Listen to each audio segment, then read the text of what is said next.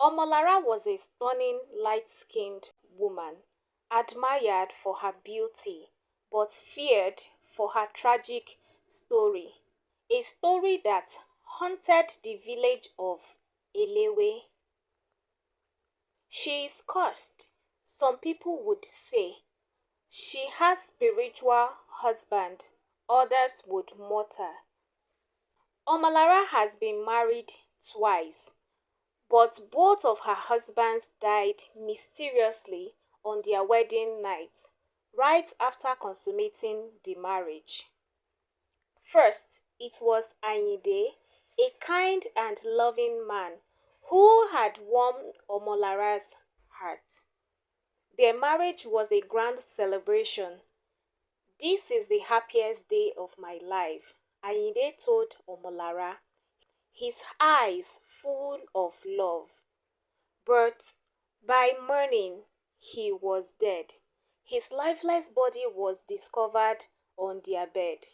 Omolara screamed when she found him. "No, Ayinde, please wake up." But there was no response. The villagers were shocked by this sad news. They offered Omolara their condolences, but they started to whisper among themselves, and rumors began to spread about her being cursed. Upon hearing about this, Omolara became more heartbroken. She decided to lock herself away from everyone, and she grieved alone. Some years later, Omolara found love again. Arakpa, a handsome farmer, approached her and professed his undying love to her. "I don't believe in curses," he said confidently. "I believe in us." Arakpa believed that her previous husband's death was a natural death. Omolara hesitated at first, but decided to give love another chance. Their wedding was quieter, but still joyful. "This time will be different," Omolara whispered to herself. But unfortunately, it wasn't. History repeated itself. The morning after their wedding, Arakpa was found dead. Just like Ayinde, Omolara fell to her knees, with tears streaming down her face. She screamed, "Why? Why is this happening to me?" It was after this second loss that Omolara realized that something was profoundly wrong with her. She couldn't ignore the fact that the villagers thought she was cursed, and now she could indeed confirm that her own life carried a curse. The whispers about Omolara grew louder in Elewe. The villagers labeled her a Mami Water child, some suggesting she was connected to mysterious water spirits, while others claimed she had a spiritual husband, a being from the supernatural realm who would not allow her to keep a mortal partner. These rumors turned her life into a tale of fear and horror.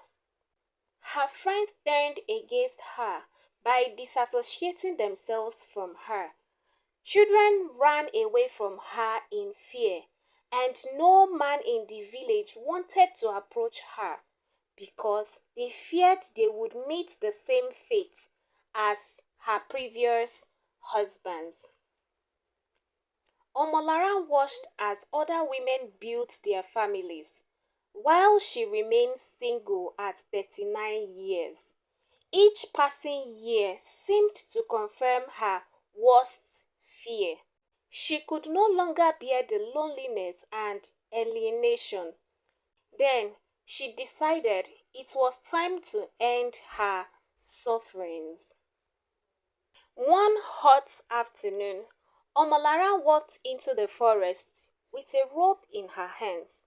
She found a sturdy tree, tied the rope to it, and she whispered to herself, "This is the only way out." But just as she was about to hang herself, a voice called out, "Stop!" Omolara was startled as she turned to see a young man with kind eyes standing nearby.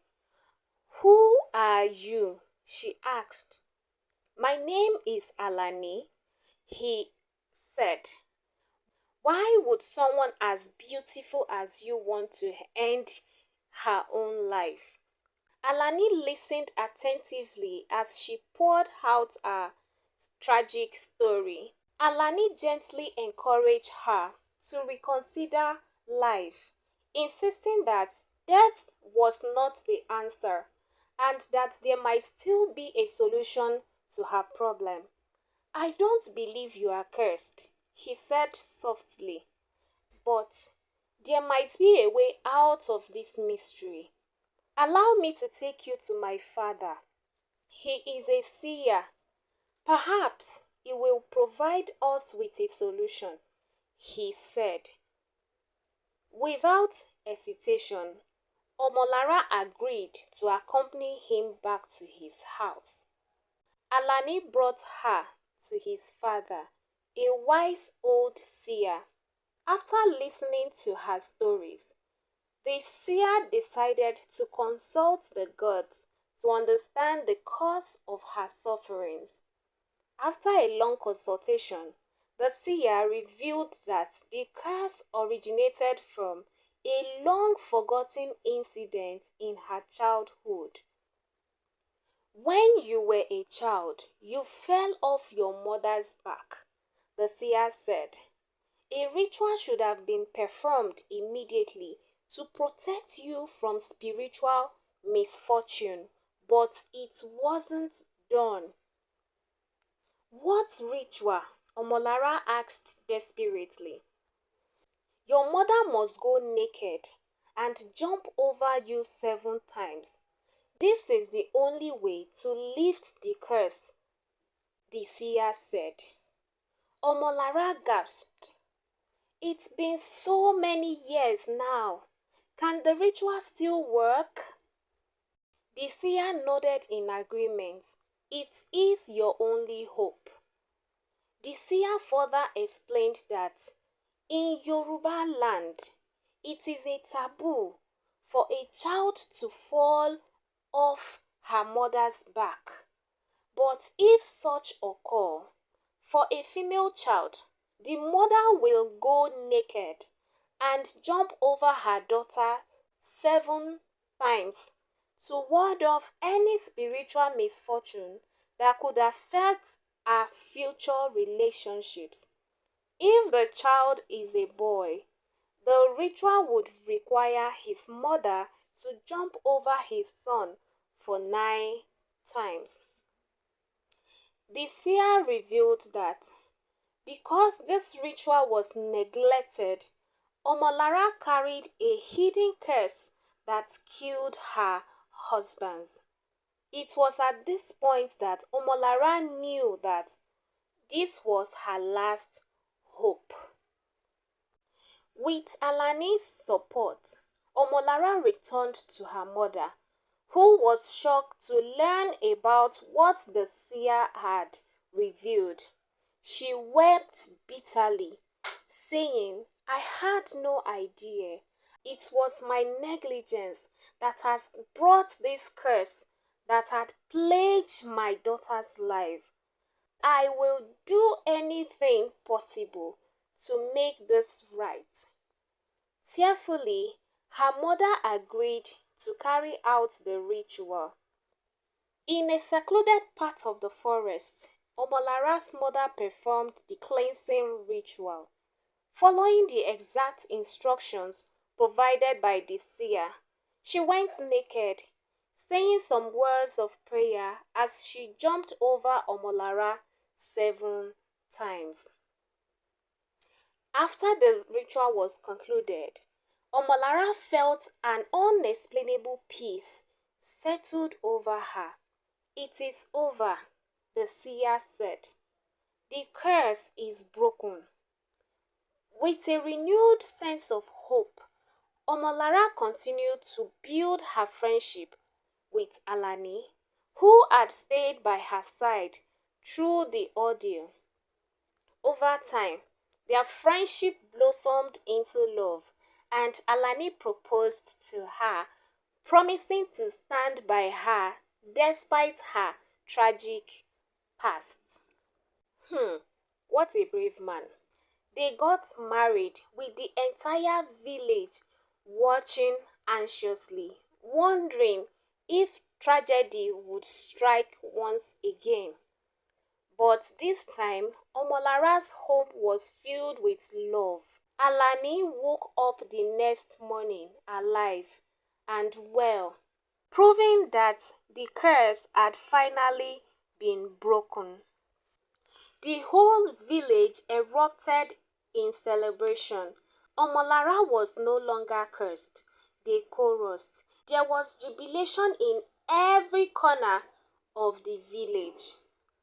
As Omolara and Alani built a family together, the stigma that once haunted her slowly faded away.